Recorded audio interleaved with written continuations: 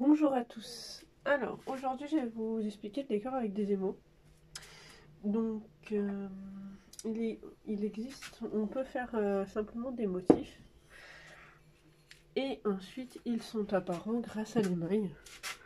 Hop, vous voyez. Hop, on peut les voir apparaître simplement parce que c'est un émail transparent. Ou alors après, ça peut être des émaux à effet. Vous voyez ici, il fait quelques effets. D'abord, toujours avant d'émailler, il faut toujours dépoussiérer. Vous prenez une éponge, hop, que vous essorez bien. Hop, parce que plus il y aura d'eau, plus l'eau va pénétrer dans la partie qui n'est pas émaillée. Et du coup, l'émail entrera moins.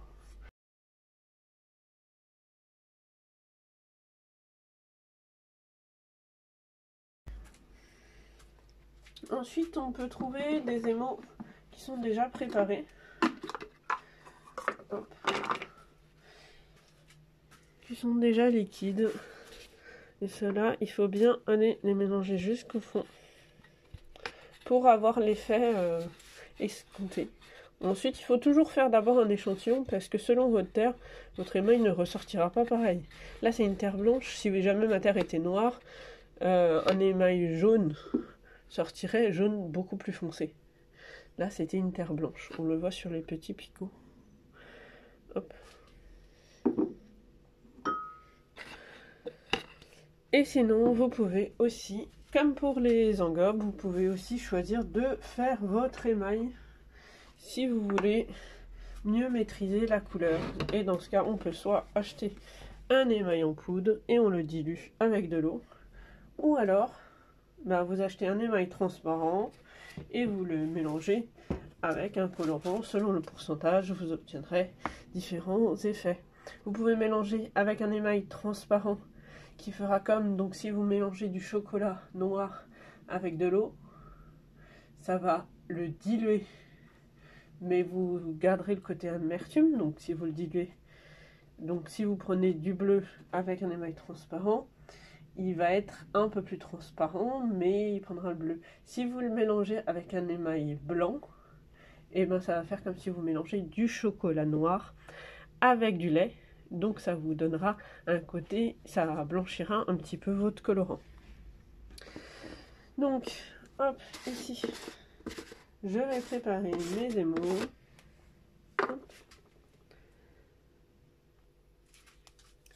Voilà, donc pour les émaux en poudre. Alors la céramique, c'est vraiment comme la cuisine. Vous achetez un émail déjà préparé, il faut suivre la recette.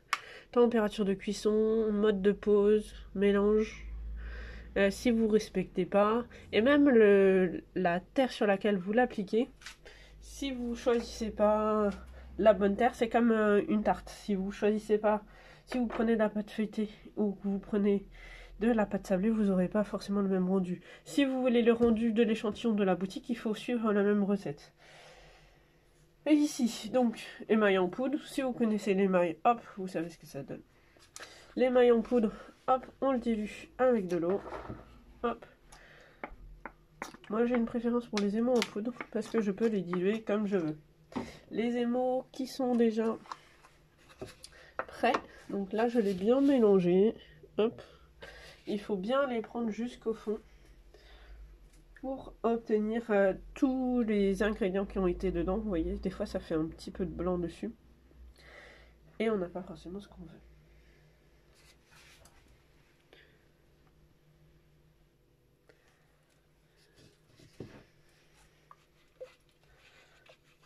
Toujours bien mélanger. Et après, on émaille. Alors, j'ai du vert, donc ça c'est du vert et l'autre c'est du bleu. Le bleu en bas et le vert en haut. Donc,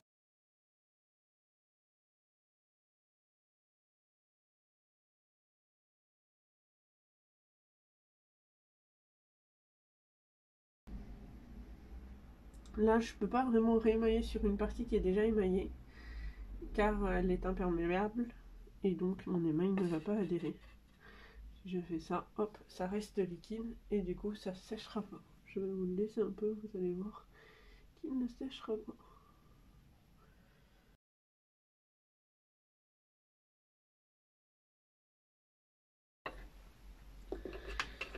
pour l'émail qui est déjà prêt, l'émail en poudre, il faut que je vois un peu la quantité. Là j'ai mis un peu trop d'eau, donc je vais vider un peu d'eau.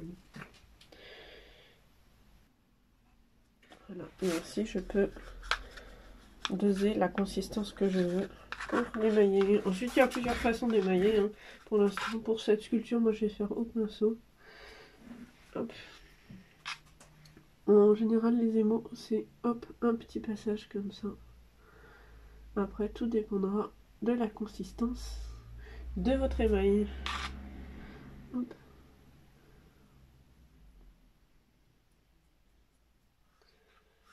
Et vous voyez, il sèche beaucoup plus vite celui-là.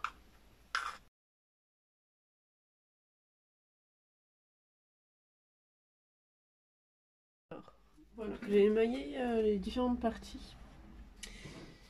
Alors vous pouvez voir là, c'est le bleu qui est un peu violet, qui sortira ensuite bleu bien foncé, et au-dessus c'est le vert. On peut aussi, donc ce que je vous ai expliqué au niveau de la dilution tout à l'heure, là j'ai gardé ma petite eau que j'avais en plus. On peut faire, je me trompe pas, voilà. On peut faire des petits effets de dilution. Hop, je peux par endroit ajouter, en fait je mets de l'eau et donc je dilue mon émail qui sera du coup un peu plus dilué avec de l'eau, comme si vous mélangiez du chocolat avec de l'eau, ce sera un peu plus translucide.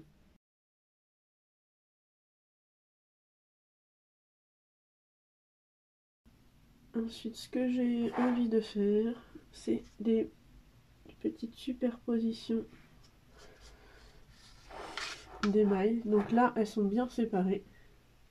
Mais ici, j'ai envie qu'il y ait une petite rencontre entre les deux émaux. Un petit mélange. Donc du coup, je les laisse se rencontrer. Hop. Les superposer légèrement. Si je ne veux pas, il faut vraiment les séparer. On peut faire aussi une technique qui s'appelle corde sèche.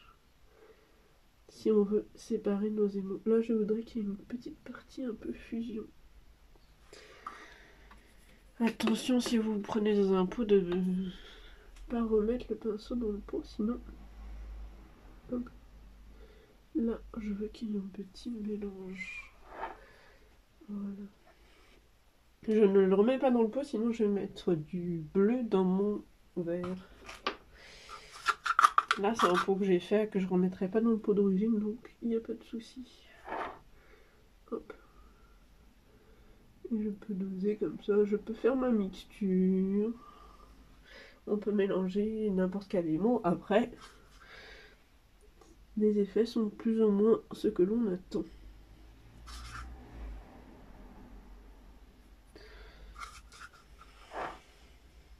Voilà. Donc, je vois qu'il n'y a pas d'émail ici. Hop, j'en remets. Petite vérification. Un petit ajout d'eau pour que ça aille jusqu'en bas.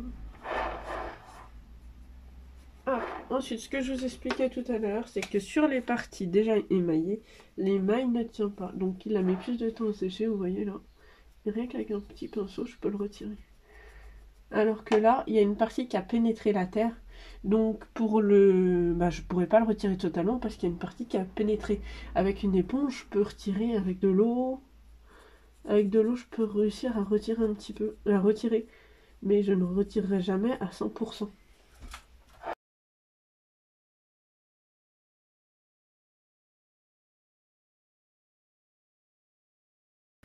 Donc les émaux que l'on fabrique sont généralement beaucoup plus volatiles que les autres. Car dedans, ils doivent mettre un produit. On peut ajouter du prépar-émail qui le fixe avant la cuisson. Alors là aussi j'en ai mis. Hop. On peut aussi mettre un petit peu d'eau sur le pinceau. Hop. Pour aider à retirer. Attention quand on met de l'eau, on divise du coup l'émail.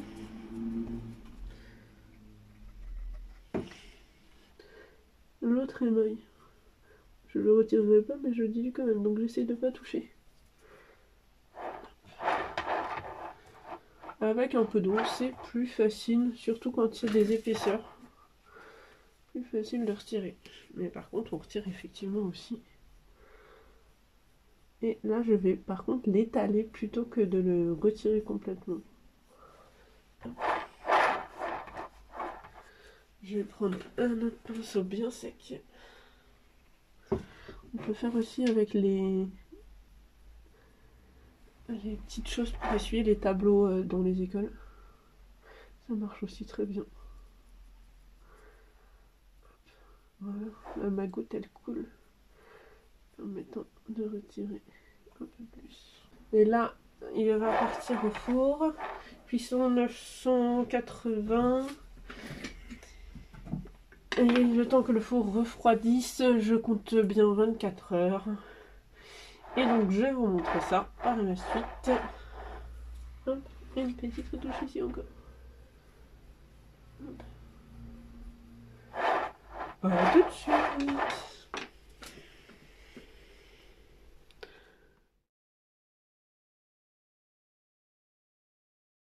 Voilà, j'espère que cette vidéo vous a plu. N'hésitez pas à vous inscrire, à vous abonner. À très bientôt.